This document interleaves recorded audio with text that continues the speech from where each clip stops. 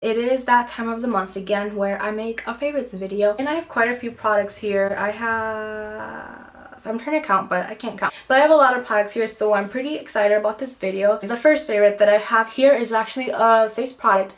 I am wearing it right now, actually. So my favorite foundation has been this Milani Conceal and Perfect. It is in the color Light Beige 03, and it is a 2-in-1 foundation and concealer. This foundation is so nice. It's really good coverage. I think it's like a medium to full coverage. If you build it up a lot, then it can get to full coverage. And so I really like that for that reason. I have acne prone skin. I hate to admit that, but I do.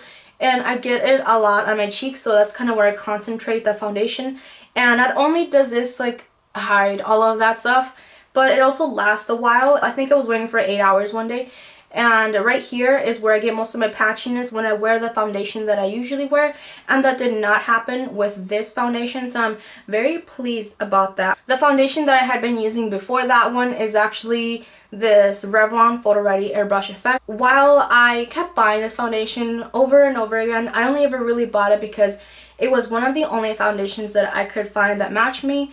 I don't like this foundation because it's really sparkly. It breaks apart really easily no matter what primer I use. I think I used it with the Smashbox like primer sample that I had, and it still broke apart really easily. So I don't really like that foundation for that reason.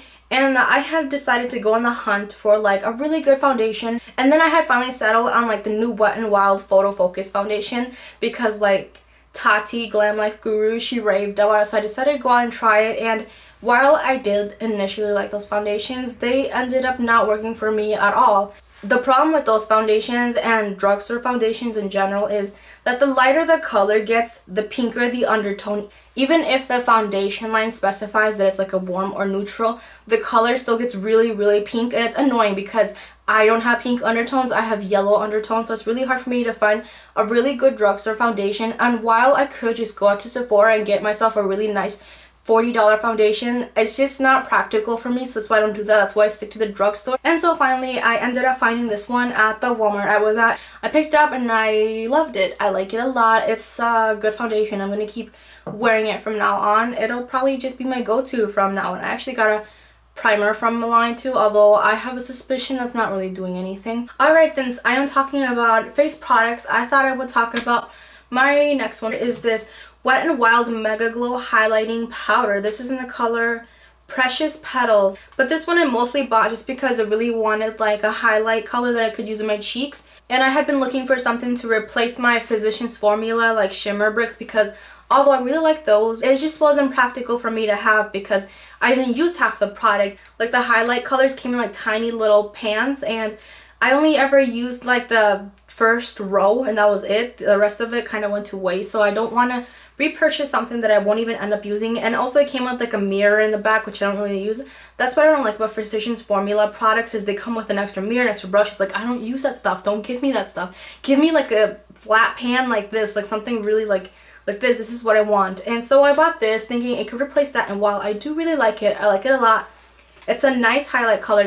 It just doesn't replace that one completely because it does have a little bit like of a peachy pink kind of color to it. So if you put it like on the bridge of your nose, on the tip, you're gonna have like a stripe of pink down on your face. And like, unless that's what you're going for, cool, that's good for you, but that's not what I go for. But I do really like this color a lot. It's definitely been a favorite. Remember when I did not like this at all? I reviewed this in a Bésame Cosmetics video, and I did not like this at all because it was like, it had the yellow color to it, and I didn't really like that. For some reason, it just did not work out for me. But with this foundation, since it's a little bit too dark for me, it works out pretty well. It brightens it up a lot. And I think I talked about how it was really good for baking the under eye area, but honestly, I feel like a $20 powder is kind of a waste if you're just using it for like baking the under eye, then just wiping away the excess. And it just seems like a waste to me. And while we're talking about Bésame Cosmetics, I recently bought a blush from them. This is their cream blush in Crimson 704. This is a beautiful red color. I'm actually wearing it on my cheeks right now. It matches my lipstick, which is why I'm wearing it right now, and it smells like Kool-Aid. It's just like, actually I get a hint of Play-Doh in there too. It's like childhood dreams right there. It is so pretty. If you want to get the like really vintage pinup look, use this blush, like mostly concentrated on the apples of your cheeks if you really want that like vintage kind of look. I tend to not like cream products just because they're really annoying to blend. Like, I hate getting everything all over my fingers. You can't really use these with like a brush. I mean, you could, but it doesn't give it the same effect as like blending it out with your fingers.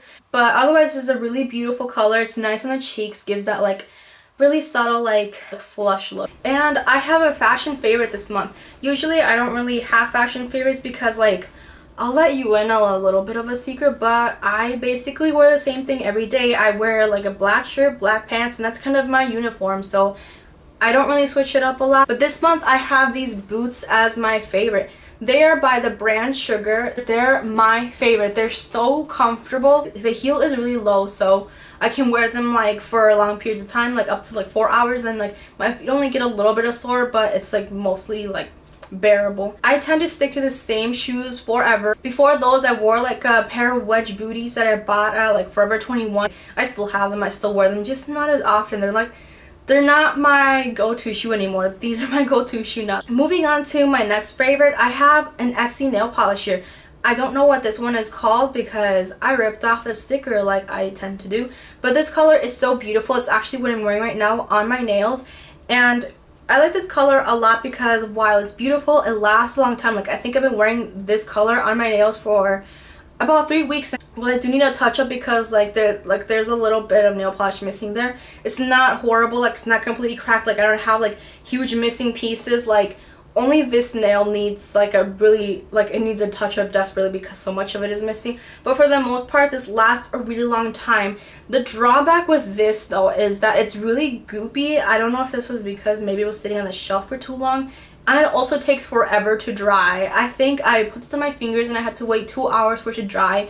And it was still really sticky and it was annoying. I had to go back in and like smooth out any lines with like some extra nail polish remover. But I think I might like Essie nail polish as much as I like OPI nail polishes, which I like those a lot. Those are like $10 at the drugstore, and I would definitely spend those $10 for like a good nail polish. To balance out all of the favorites that I had been talking about, I thought I would share one product I did not like at all, and it is this Beige dry shampoo for brunettes. Although it does do its job, it tends to leave a residue on my hands when I like run my hands through my hair and on my hairbrush. Like, I get this brownish residue, which is not pleasant at all. And like, how am I supposed to get that on my hairbrush now?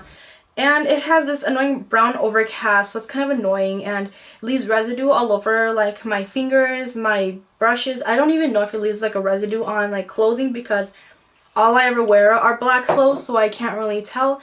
So that's one product I did not like at all. I'm very sad about it. I'll definitely keep using it anyway because I already have it and I don't want to be wasteful. I do have a song of the month, and it is Crazy for You. That song makes me super nostalgic and emotional because it's a really good song and it just makes me think of someone special. So when that song's playing, I'm just like, oh my god, it's bawl my eyes out. But the first time I'm getting goosebumps right now just thinking about that. But the first time I had heard that song was in the movie 13 Going on 30. So not only do I get like slightly nostalgic, but I get super emotional. I start crying a little bit, which I did not know I was that emotional about that song, let alone any Madonna song. And to be honest, I don't really like Madonna. I like a few of her songs, but I'm not like a die-hard fan. I'm just like a casual, not even casual because I've only heard like 5 of her songs. But that one's my favorite song by her. It's just such a good song. It has like, it gives me the feels. But otherwise, that is the song of the month. Those are all of my favorites this month. If you want more videos, just keep coming back on Monday. And as always, remember to start yourself by liking the video.